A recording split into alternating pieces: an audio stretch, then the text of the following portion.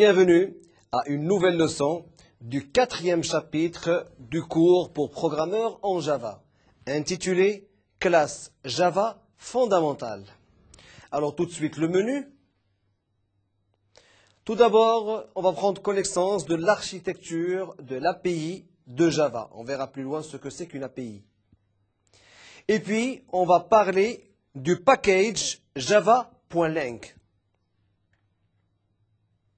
Alors, l'architecture de l'API de Java. Alors, comme vous devez le savoir, au niveau de Java, il utilise aussi des commandes du système d'exploitation. Il peut aussi utiliser des commandes appartenant à d'autres langages de programmation. Il peut faire, bien sûr, il peut travailler avec des bibliothèques appartenant à d'autres langages de programmation, et ainsi de suite. Alors, tout cela, on les fait appeler par des API. Alors, l'API de Java. API est égal à Application Programming Interface. Projeté entièrement objet, tout à fait normal. Du fait qu'on exploite par exemple des commandes de système d'exploitation, des commandes système, des commandes qui peuvent appartenir à d'autres langages de programmation, donc l'API est complètement orientée objet. Ça veut dire qu'elle capitalise toutes les commandes déjà existantes pour ne pas penser à la conception d'autres commandes similaires. Strictement intégrées avec le langage Java. Donc vous n'avez pas à les appeler automatiquement. Elles sont appelées directement lorsque vous programmez un premier programme. Elles sont appelées automatiquement. Alors l'API de Java joue le rôle des API, des systèmes d'exploitation et des librairies d'autres langages. C'est ce que je viens d'expliquer. Donc en principe, l'API utilise des commandes de système d'exploitation. Ça peut être le système d'exploitation Windows, comme ça peut être le système d'exploitation Unix ou Linux et ainsi de suite, mais toujours est-il, elle peut faire appel à des commandes de système d'exploitation, comme elle peut faire appel à des commandes d'autres bibliothèques, d'autres langages de programmation. Alors, la plateforme Java cette fois-ci. Alors, tout à fait au début, on retrouve les applications et les applets, c'est-à-dire vos programmes qui ont été conçus. Alors, les programmes qui ont été conçus, tout à fait après, on retrouve l'API de Java, donc les appels. Parce qu'au niveau de votre programme, vous pouvez faire appel à des commandes système, quand vous pouvez faire appel à des commandes appartenant à d'autres librairies pour d'autres langages de programmation, et ainsi de suite. Alors, juste après l'API de Java, on retrouve les classes Java fondamentales, du fait qu'au niveau de votre programme, vous allez utiliser des classes, et ces classes, au niveau bien sûr de la plateforme Java, elles doivent appartenir à des classes Java fondamentales, sinon des classes Java de l'extension standard. Alors, je répète, là se trouve votre application ou le programme que vous avez développé. Alors, au niveau de votre programme, vous pouvez faire appel à des commandes système ainsi que des commandes appartenant à des bibliothèques d'autres langages de programmation. Et puis, bien sûr, au niveau de votre programme, vous utilisez des classes appartenant aux classes Java fondamentales, c'est-à-dire des objets, d'accord, ou bien des classes Java de l'extension standard. Et puis, automatiquement, c'est la machine virtuelle Java. Donc, après tous ces éléments, vient la machine virtuelle Java. Et puis, il y a une interface de porting pour pouvoir, bien sûr, dialoguer avec le système d'exploitation. C'est le système d'interprétation, si vous voulez. Alors, avec des adaptations à faire, des browsers, et puis, on attaque le système d'exploitation. Donc, voici la plateforme Java, comment elle est conçue. Alors, on va passer maintenant au paquet Java.lang. Alors, comme je vous ai déjà expliqué dans des leçons précédentes, Java dispose de plusieurs paquets. Alors, ces paquets où sont regroupées plusieurs classes ou des interfaces, si vous voulez, avec plusieurs méthodes et d'une manière très bien organisée pour pouvoir vous retrouver. Alors maintenant, durant ce cours de Java, on va essayer de voir ou d'étudier les paquets les plus intéressants et les plus importants au niveau de Java. Alors, parmi maintenant ces paquets, le paquet Java.lang. Alors, le paquet Java.lang fournit des classes qui sont fondamentales pour le langage. Alors, comme je l'ai déjà expliqué lors de la leçon précédente, en principe, le paquet java.lang, c'est un paquet qui est automatiquement implémenté lors de votre première programmation. Donc, c'est un paquet auquel il ne faut pas faire référence, il ne faut pas l'appeler, il est importé automatiquement. Alors, fonctionnalité de niveau, système d'exploitation, c'est-à-dire qu'il y a des commandes qui peuvent agir directement sur le système d'exploitation. Et bien sûr, utilise des classes wrapper qui encapsulent des types primitifs en objets, c'est-à-dire que des classes wrapper qui contiennent par exemple des objets qui ne sont pas de type objet, c'est-à-dire des types primitifs. Alors bien sûr, au niveau de la classe wrapper, il existe des méthodes qui convertissent bien sûr ces objets de type primitif en objets orientés objets, si vous voulez, au niveau de votre langage. Alors, parmi maintenant les classes fondamentales, bien sûr, de la bibliothèque, ou si j'ose dire, du package java.lang, on retrouve la classe object. Alors, la classe object, en principe, c'est la super classe de toutes les classes Java.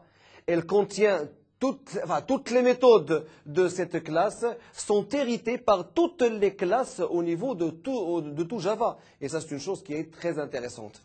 Alors, la racine de la hiérarchie des classes Java. Alors, au niveau de la classe Object, on retrouve des méthodes. Parmi les méthodes qu'on retrouve, la méthode getClass. Alors, la méthode getClass, c'est la classe d'appartenance. Alors, pour la comprendre correctement, on va prendre un exemple et on va le saisir. Alors, string, par exemple, le nom de la classe qui doit être égal au nom d'un objet que vous allez vous-même déclarer, point get class, point get name.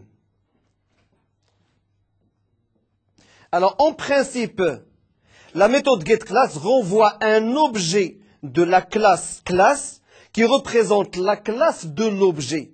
Alors, le code suivant, bien sûr, permet de reconnaître cette classe-là. Alors, vous avez la méthode equals. C'est pour, bien sûr, pouvoir comparer entre les objets. Alors, pour pouvoir la comprendre correctement, on va essayer de reprendre un petit exemple pour mieux la comprendre. Alors, par exemple, l'objet 1, point, equals, l'objet 2, si vous voulez.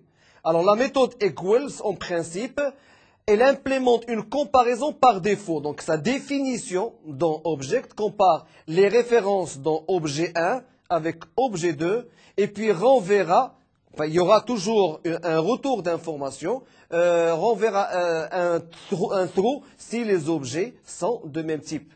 Alors, dans une classe object pour laquelle on a besoin de pouvoir dire que deux objets sont distincts, il faut absolument, bien sûr, travailler avec la méthode equals. Alors, si sa méthode equals, si le retour de l'information est true, ça veut dire que les deux objets sont identiques. Si le retour d'information est false, ça veut dire que les deux objets ne sont pas identiques.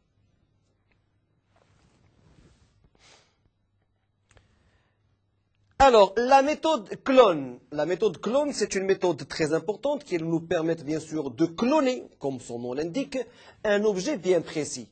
Alors, l'avantage de pouvoir cloner un objet bien précis, c'est que si par exemple vous faites une modification sur l'objet de base, la modification ne sera pas portée sur l'objet qui a été cloné. Alors, pour ceci, en principe, on va prendre un exemple très simple. On peut écrire par exemple x.clone point d'interrogation, bien sûr. Alors, bien sûr, si X désigne un objet, objet 1.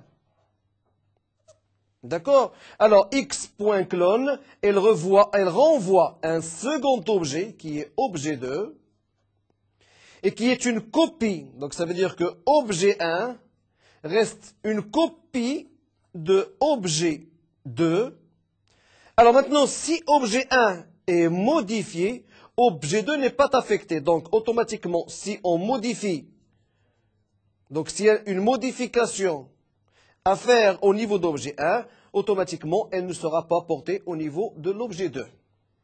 Alors par défaut, la méthode clone renvoie bien sûr un objet pour une variable, enfin copie une variable par variable. Alors toString, c'est une version qui reste imprimable. Alors cette version qui reste imprimable, elle nous permet bien sûr d'avoir, si vous voulez, d'insérer l'arrobasque au niveau de votre message et puis de faire énormément de choses pour pouvoir les imprimer. Wait and notify, c'est dans le cas où il y a lieu de faire une synchronisation. Alors, pour pouvoir faire une synchronisation, surtout lorsqu'on va travailler en multithread, par exemple, il y a lieu de faire une synchronisation entre les process pour pouvoir travailler correctement. Alors, interface fondamentale. Il existe 3 interfaces fondamentales dans le langage Java ou, si vous voulez, dans le package java.lang. Alors, premièrement, les interfaces clonables. Alors, clonables en principe, ce sont les instances qui peuvent être clonées, c'est-à-dire qui peuvent être copiées. Vous avez l'interface comparable. Alors, ce sont les instances qui jouissent d'un ordre total, c'est-à-dire qu'il y a une certaine comparaison entre les deux. Et puis, enfin, vous avez l'interface runnable, donc ce sont les instances qui peuvent être exécutées. Alors, la classe classe. Alors, la classe classe représente le concept de classe et d'interface pendant l'exécution. Alors, généralement, lorsque vous avez besoin, par exemple, de créer une nouvelle classe existante, indépendamment des classes qui existent au niveau des packages de Java. Alors, toujours, pour pouvoir la déclarer, on insère, bien sûr, la classe classe, c'est-à-dire c'est LA2S, pour pouvoir, bien sûr, prévoir une autorisation, si vous voulez, ou, bien sûr, une déclaration d'une nouvelle classe que vous pouvez créer, et puis, pour pouvoir ensuite l'implémenter au niveau de votre programme.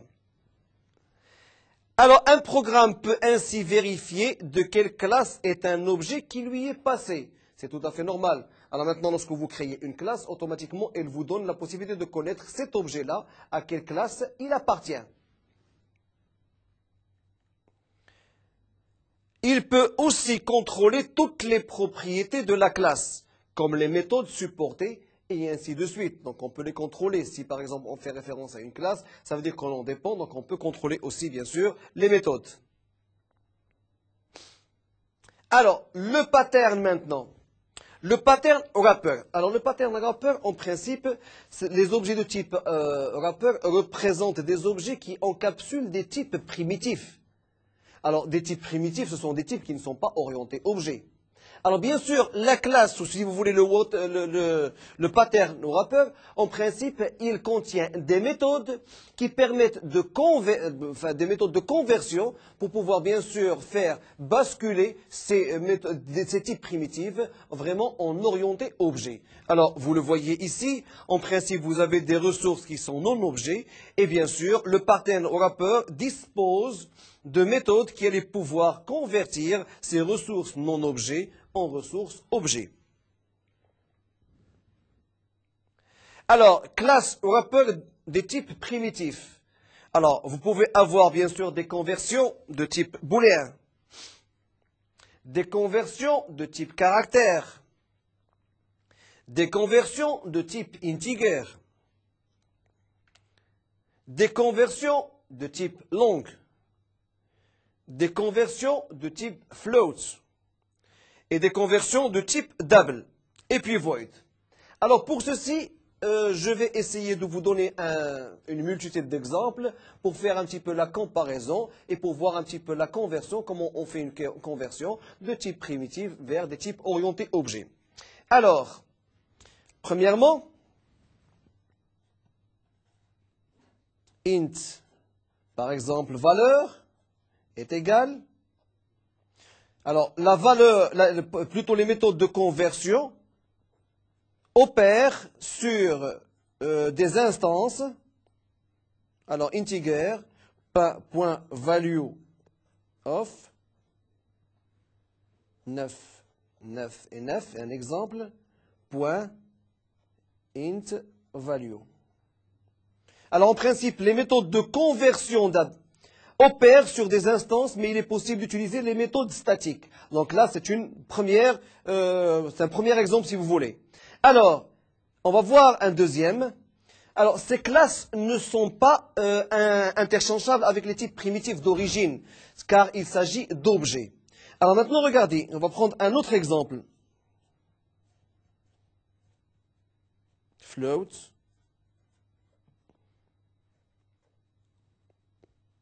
L'objet pi, par exemple, qui est égal à une nouvelle déclaration, une nouvelle réservation en mémoire, new float. Alors 3,1415 et ainsi de suite. Et puis, on va ressortir cette information. System.out.println. Alors, 5 fois l'objet pi. Voilà. Alors, automatiquement, ici, on va avoir une erreur. Pourquoi on va avoir une erreur? Pourquoi? Parce que nous, au niveau de la déclaration, au niveau du float de l'objet pi, il a été déclaré au new float avec 3,14, donc avec une affectation automatique. Alors, ce genre, bien sûr, de passage entre les lignes peut nous causer des erreurs. Alors, pour obtenir la valeur contenue dans l'objet, alors on va la voir, il faut utiliser la méthode type-value. Alors la méthode type-value, c'est une méthode où le nom du type est standard. Et on va le voir tout de suite, par exemple. Le fait de saisir integer, par exemple, entier, est égal à new integer, par exemple, 10. Et puis, int entier est égal à entier.int value. Voilà. Alors à ce moment-là, on va délimiter un petit peu les problèmes qui peuvent être causés au niveau des conversions. Math. Alors, au niveau de la bibliothèque java.lang, on retrouve la classe math.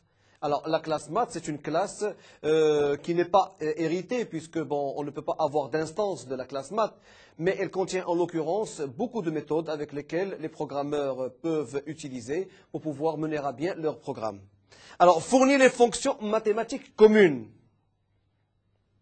C'est une classe qui ne peut être instanciée, ne peut pas avoir d'objet. On ne peut pas faire référence à la classe math.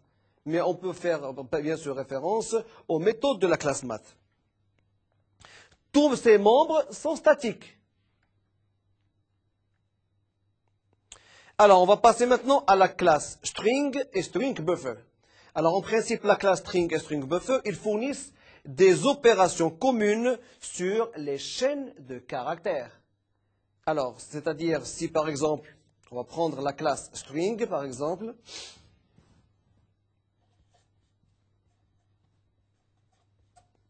string par exemple, une chaîne, c'est le nom de notre variable si vous voulez, recevra par exemple bonjour. Ou bien, par exemple, string, une chaîne qui recevra un new string.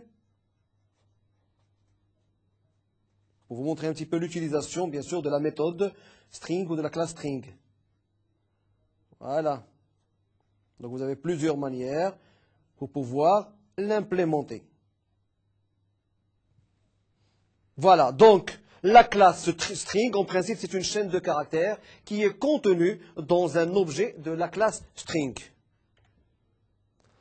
Alors, string buffer est comme un string, mais peut être modifié. Bien sûr, String buffer reste une classe avec plusieurs méthodes, mais qui peuvent être modifiées.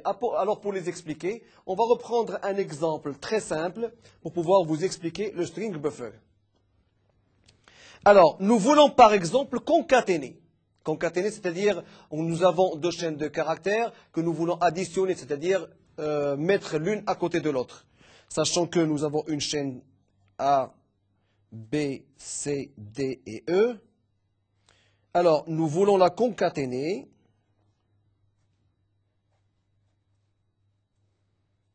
Avec, par exemple, 2. Alors, les objets de cette classe, en principe, contiennent des chaînes de caractères variables. Alors, ce qui permet, d'accord, de les agrandir et de réduire cet objet. Alors, là, on va l'écrire d'une autre manière différente. New string buffer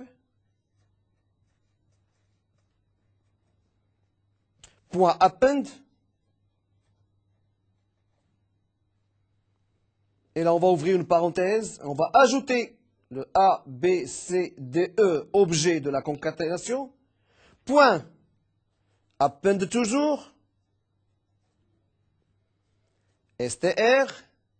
Point append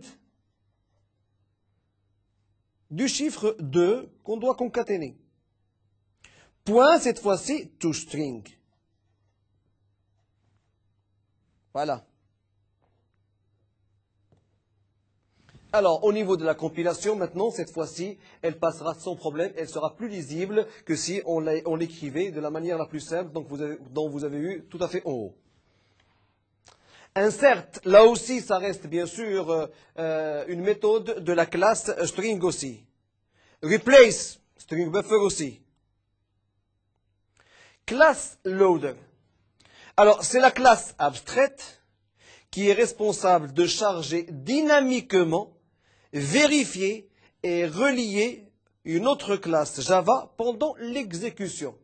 Alors, en principe, comme vous devez le savoir, les programmeurs ont parfois besoin d'avoir une interaction entre les classes. Alors, si vous avez besoin, par exemple, tout en travaillant avec une classe, de faire une interaction avec une autre classe, vous faites appel à la classe loader qui va bien sûr se charger dynamiquement de vérifier et de relier entre d'autres classes Java du même package ou d'autres packages. Alors, chaque classe a une référence aux classes loader qui l'a chargée. Parce qu'en principe, chaque classe, pour qu'elle soit chargée, elle est chargée par un class loader. Et il y a une certaine référence. Alors maintenant, pour pouvoir travailler avec une classe qui est déjà existante, vous avez déjà des références auxquelles vous pouvez bien sûr vous baser pour pouvoir bien sûr joindre telle ou telle classe. À étendre pour définir des modes spéciaux de chargement des classes.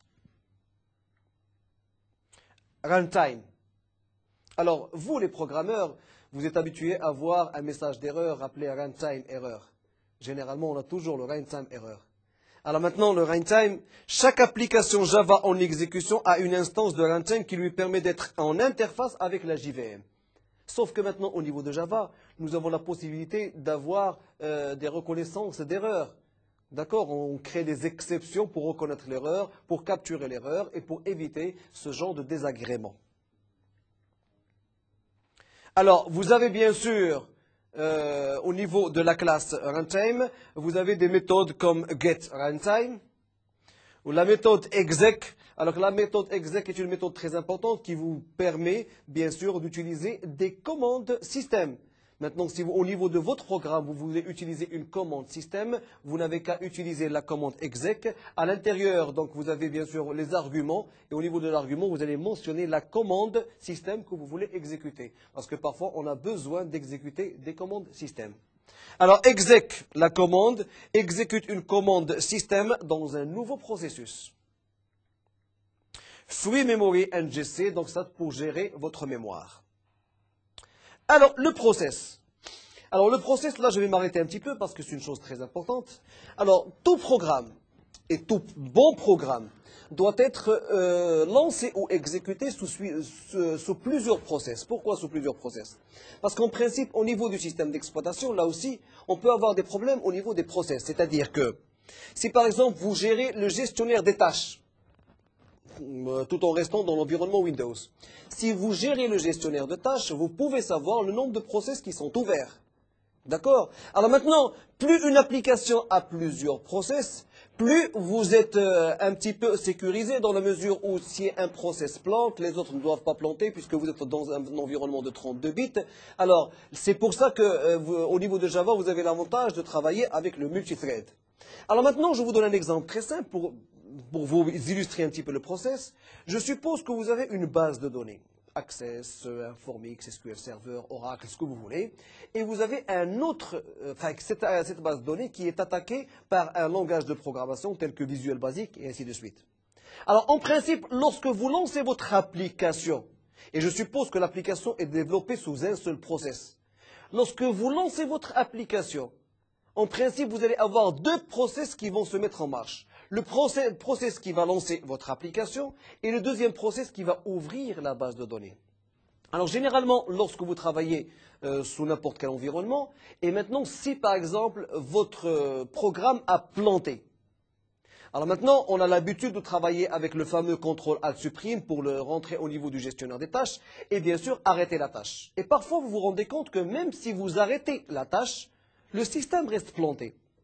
Alors pourquoi le système reste planté? Parce qu'en principe, vous avez pour ce même processus un autre processus, sinon plusieurs processus qu'on appelle process, qui sont en marche. Alors maintenant, vous avez la possibilité au niveau de Windows d'arrêter l'arborescence des processus. Et là, vous pouvez la voir au niveau de tous les systèmes d'exploitation. Donc lorsque vous voulez faire arrêter un processus, arrêtez toute l'arborescence du processus. À ce moment-là, vous allez arrêter le process du langage de programmation, le process de la base de données, et ainsi de suite. Alors, le process représente un processus Java en exécution. Il permet de contrôler l'exécution d'un processus et d'obtenir des informations sur lui. Alors maintenant, système. Lorsque je parle système, ça veut dire la classe système. Elle contient les files int, out et error. Get Security Manager, en principe, ce sont des méthodes pour pouvoir bien sûr gérer la sécurité. Get Property and Set Property. Load String Class File. Un GC qui exécute le Garbage Collector. Alors, Security Manager. Alors, en principe, au niveau du Security Manager, c'est une classe qui permet bien sûr de pouvoir, à une application de réaliser des politiques de sécurité. Et là, on va les voir. Check, par exemple, vérifie si le XXX va contre la politique de sécurité et si oui, il lance Security Exception. Alors, en principe, lorsqu'on parle de politique de sécurité, il y a lieu de créer ce qu'on appelle des règles. Parce qu'il y a des règles de sécurité que vous pouvez créer. Il y a des règles qui sont déjà créées, il y a d'autres règles que vous avez la possibilité de créer.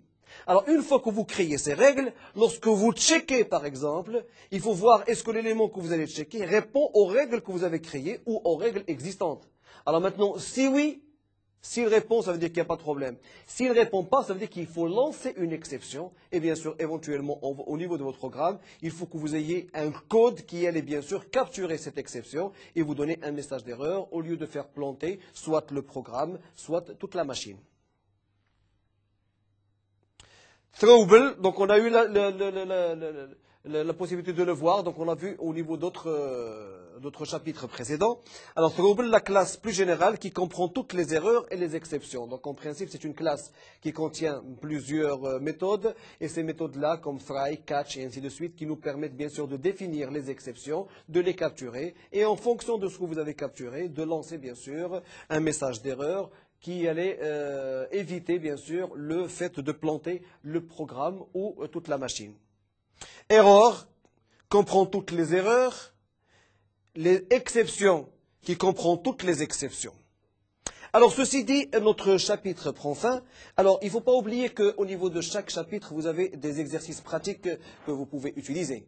Alors maintenant, toujours est-il, si vous avez besoin d'informations complémentaires, vous pouvez toujours vous connecter au site de Netuno en cliquant sur le lien MedNetio.